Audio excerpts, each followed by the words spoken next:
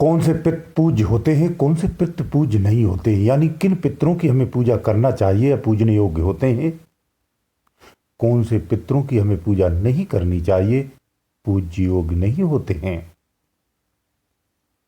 अच्छा विषय है, ध्यान से सुनो।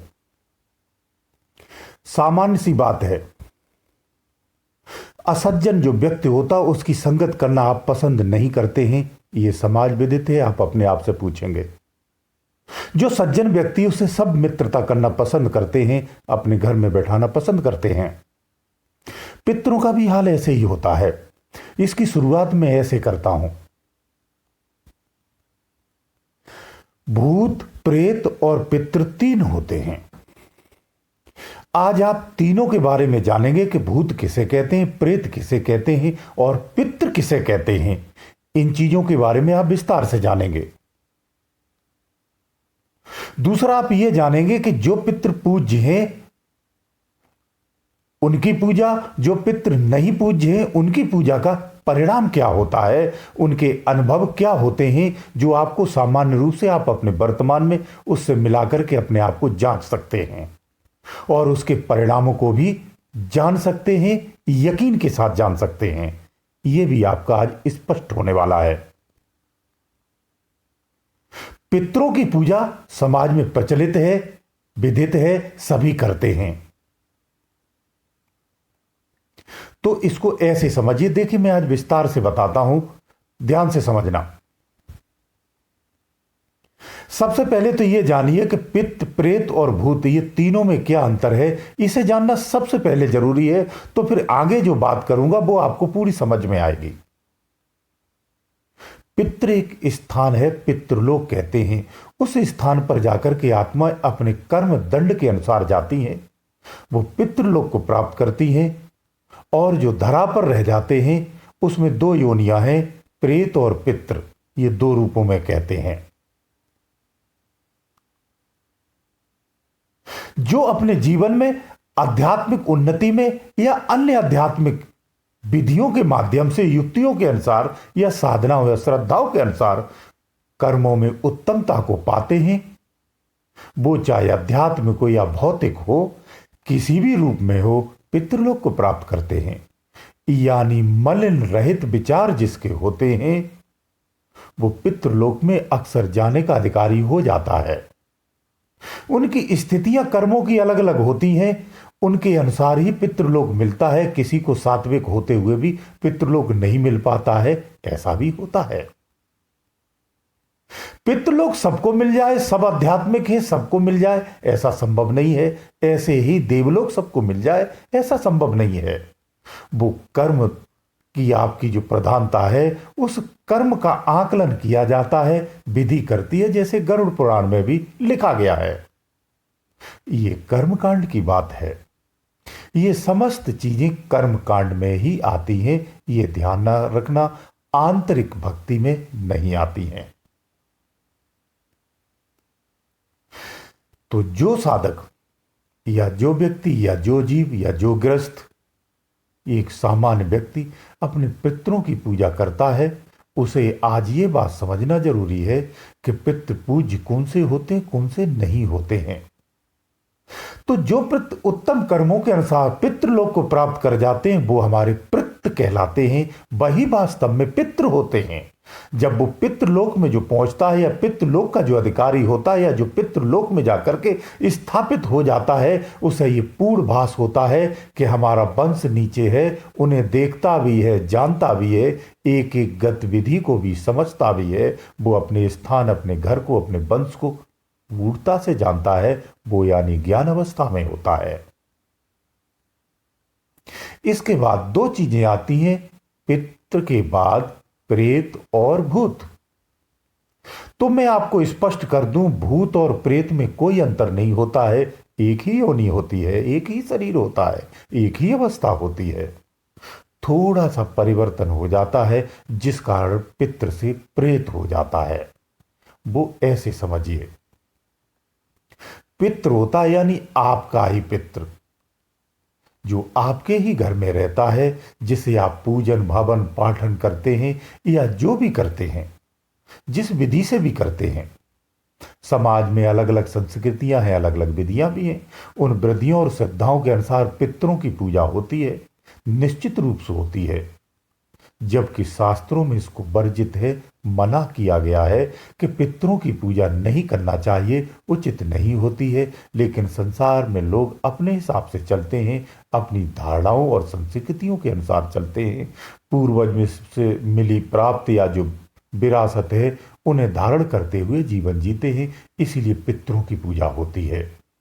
तो जो पितर आपके घर में ही निवास कर जाते हैं, जिन्हें पितृलोक नहीं मिला है और थोड़े से ज्ञानमय अवस्था में है, वो अपने घर को, सज्जनों को थोड़ा थोड़ा सा समझते हैं, वो यहीं अटक जाते हैं, वो पितर होते हैं। वो प्रेत होते हैं, पितर नहीं, प्रेत होते हैं। जब वो अज्ञान अवस्था में अपना घर छोड़ के पड़ोसी में, मोहल्ले में, गांव में या उस नगर में जहां उसकी आसक्ति अधिक है उसी स्थान पर चला जाता है, तो उसे हम भूत कहते हैं। यानी दूसरे के घर का जो पित्र होता है वही प्रेत होता है। और जो प्रेत होता है वो अज्ञानमय अवस्था में अगर होता है तो वो भूत कहलाता है। यानी भूत जो होता है सेंसलेस होता है, वो सिर्फ आसक्त होता है अपनी आसक्तियों में। उसे पता नहीं होता ये आसक्तियां हैं कि नहीं है, लेकिन वो आसक्त होकर के उन्हीं की पूर्ति के लिए इधर उधर भटकता रहता है। प्रेत में थोड़ा सा सेंस होता है। प्रेत भी दो तरह के होते, एक सेंस वाले और एक बिना सेंस वाले। जो बिना सेंस के होते हैं वही भूत कहलाते हैं और वही अन्य घरों में भी भटकते हैं। सेंस वाले प्रेत भी कभी कभी दूसरों के घर में जाते हैं, क्योंकि उनके अंदर भी प्रबल कामनाएं होती हैं, तो फिर वो भूत कहलाते हैं। यानी प्रेत और भूत एक ही होते हैं, अलग अलग नहीं होते हैं। ये चीज यहां स्पष्ट हो जाती है। अब आप समझिए कि कौन से प्रेत या पितृ को हमें पूजना चाहिए, किस पितृ को हमें नहीं पूजना चाहिए। तो देखिए ऐसा है, पहले नेगेटिव बात करूंगा तो पॉजिटिव अपने आप आंसर में आ जाएगा, उसे बताना नहीं पड़ेगा।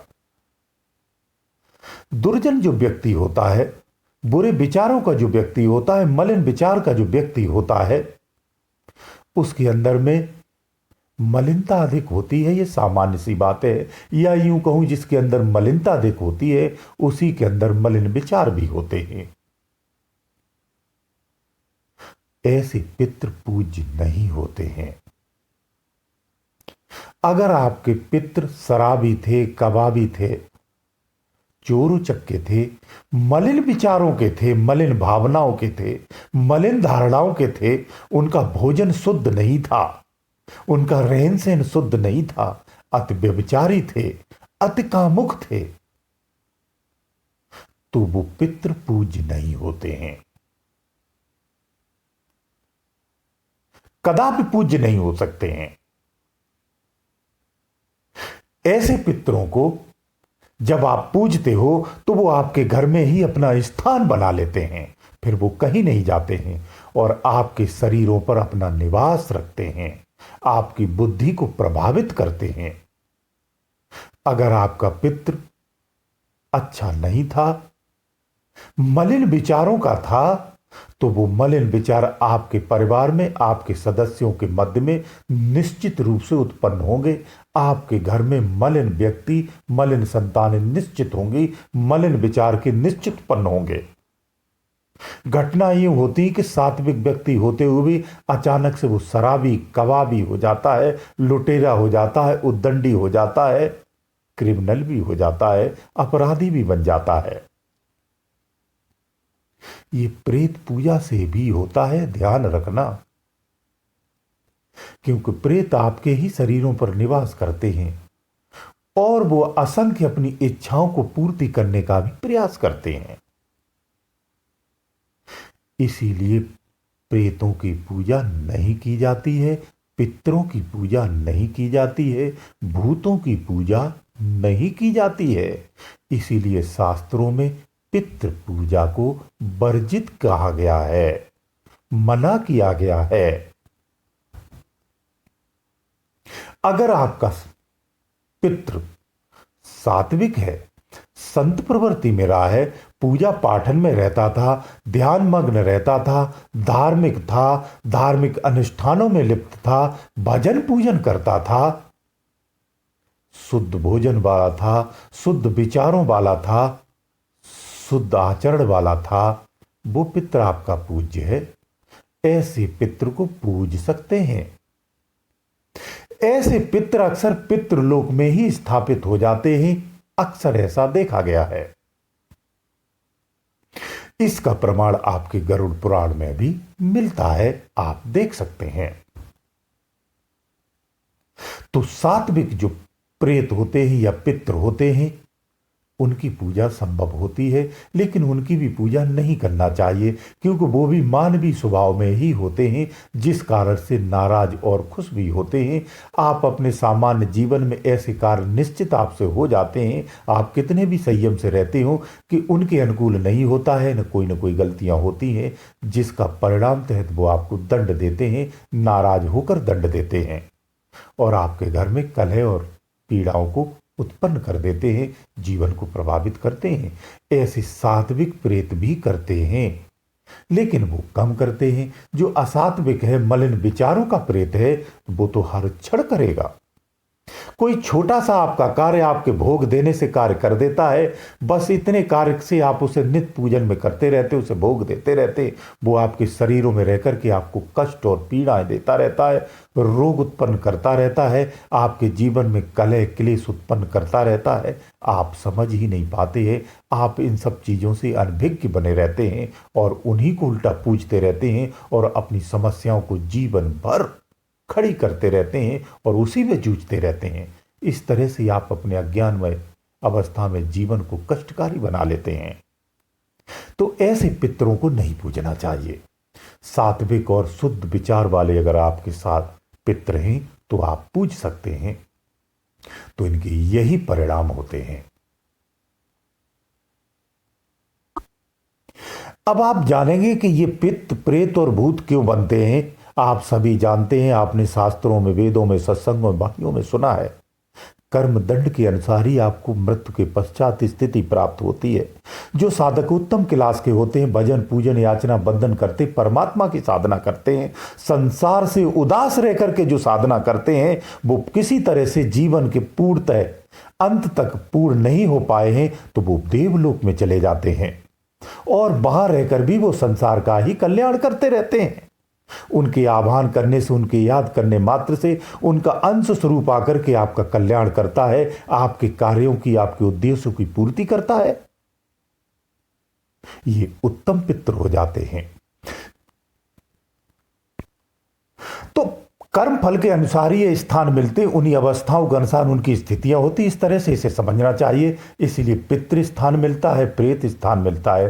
प्रेत और भूत के लिए आपको स्पेशल बता दूं, ये बहुत ही मलिन या अति कामी लोग होते हैं, यानी इनकी वो जीव जिनकी इच्छाएं अधूरी रह गई हैं, जिन्होंने अपने जीवन में वो इच्छाएं जिन पर उनकी अधिक प्रबलता, अधिक बल था, और वो असीमित इच्छाएं थी जिन्होंने उनको पूर्ति नहीं कर पाई, और उन्हीं इच्छाओं में आसक्त होकर के प्राण जब त्यागते हैं तो हम भूत ही बनते हैं और इसी धरा पर रह जाते हैं।